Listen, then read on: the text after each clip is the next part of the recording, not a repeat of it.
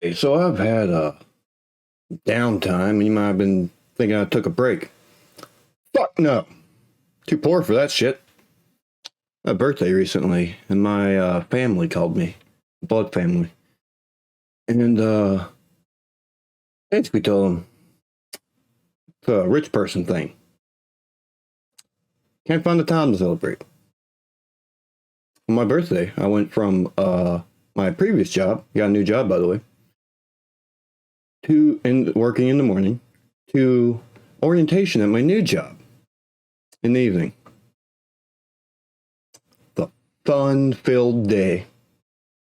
And this is my room, and I got a new PC on a payment plan because I'm also fucking poor, if you didn't know. And I can now film in here. But, you know, you can also now shit directly on my room. Thing is, half of this isn't my room. I share a room. I can't remember the reason it was. I'm poor! We're all poor.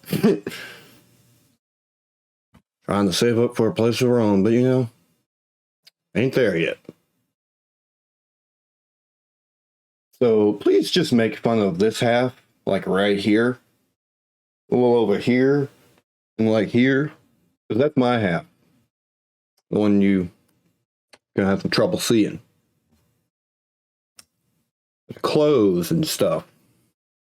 Some of those are mine, some of those are my roommates. Because we don't got a dresser. And this is something I just want to say about keeping your room clean. If you are poor in America and you have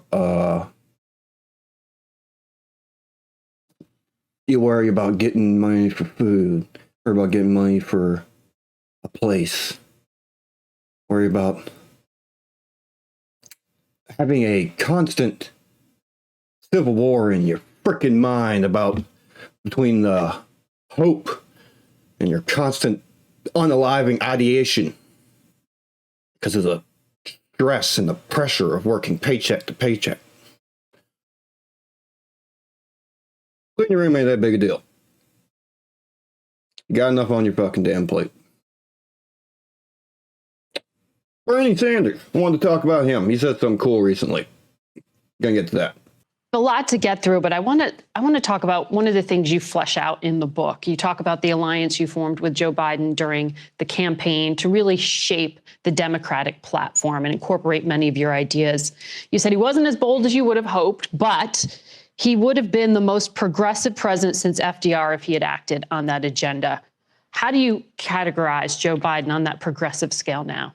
Well, I think the American Rescue Plan that we passed early in his agenda, in the midst of the terrible pandemic, the economic collapse, was in fact one of the most significant pieces of legislation for the working class of this country in the modern history of America.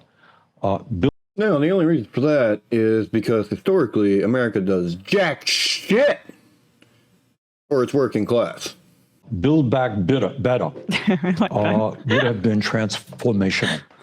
It would have finally addressed the crises that the working class of this country has faced for decades, revolutionized childcare, revolutionized healthcare, dealt boldly with climate change, raised wages. I mean, it would have done a whole lot. But the votes weren't there. We got 0 Republican support and 2 Democrats decided not to support it.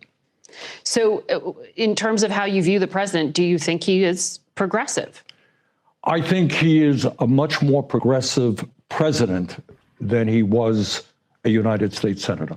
Good framing. And I think as a result of the campaign and the task forces we did together, you recall we had task forces between his campaign and my campaign.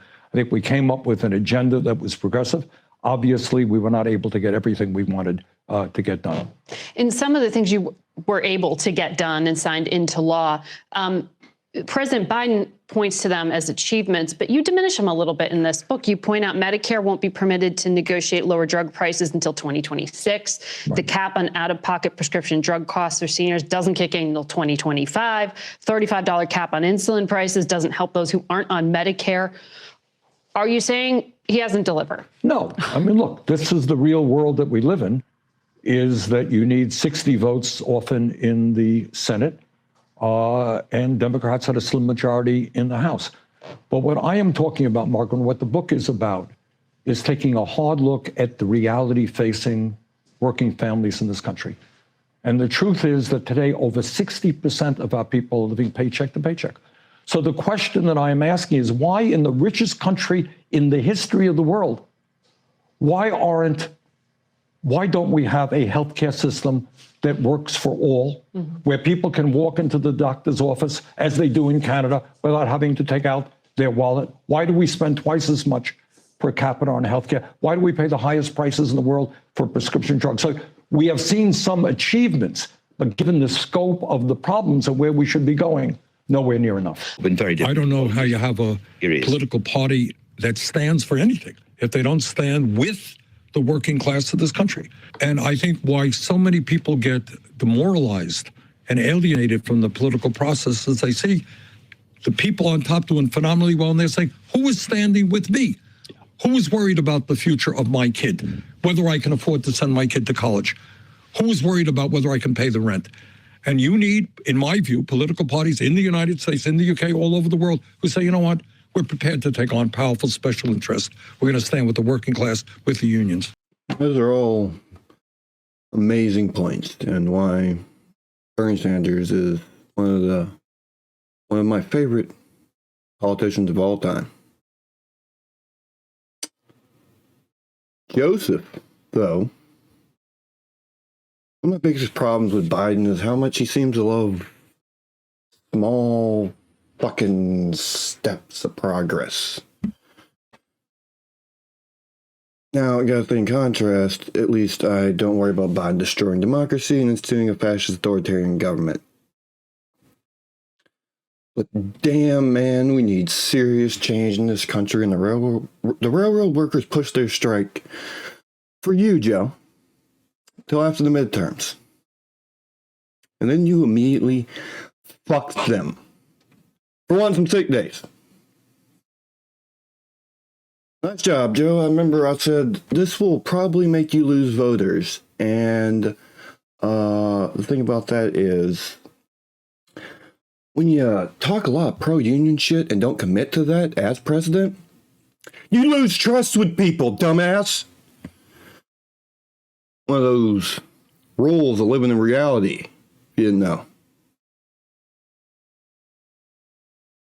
Also, Joe, you keep talking about unemployment being as low as ever. Well, whoop-de-doo-da-day. Federal wage is still $7.25. Jack.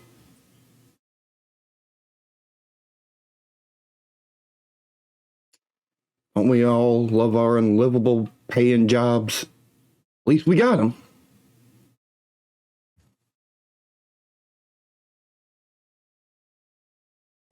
So, it's my rant, and I'm gonna try and get more videos out. Got so much to do. I got taxes I still gotta do. I'm gonna end this with a great rant by Matt Leck and Emma Vigeland of the Majority Report. The way we've privatized transportation in this country, like, we barely have, and I know that this is freight rail, but even,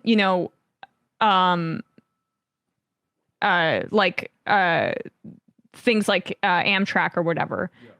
We need more state control of this kind of stuff. We have such little public infrastructure as is, that the fact that we've outsourced the rest of this kind of stuff to corporations and regional monopolies is insane. Yeah, and it's just waiting to be taken and upgraded. And national government having that type of land to be able to put high-speed rail. China has trains that do the equivalent of Chicago to New York in under 4 hours, 30 times a day. Was that free market innovation? Yeah, exactly. Where do we have that? Where do we have, and people say, well, we have the interstate. Interstate sucks. Sorry, you're gonna die on that thing. You can move people way better. Bring this country actually together. Why are we so separated as a country? I don't know. Maybe it's because there's nothing but a strip mall that you drive 45 minutes to in half of the country. Maybe if me living in Bismarck, growing up in North Dakota, could have gone to Minneapolis very easily. Like life would have been better. Like it would be. Yeah. I'm Brandon. And I need new pair of glasses. Tape just ain't cutting it no more. Hope y'all have a good day.